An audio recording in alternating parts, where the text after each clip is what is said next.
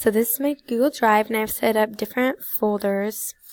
Here's my EDCI 270 folder with one of my documents. Ta-da! And then I've made other folders. And then if I want to if I have files that I want to move to a folder, I right-click it, and then I click Move To, and then I click DG. And then I click Move Here. And then it's moved into that, and then I'll do the same with this one. Move to DG, move here. And then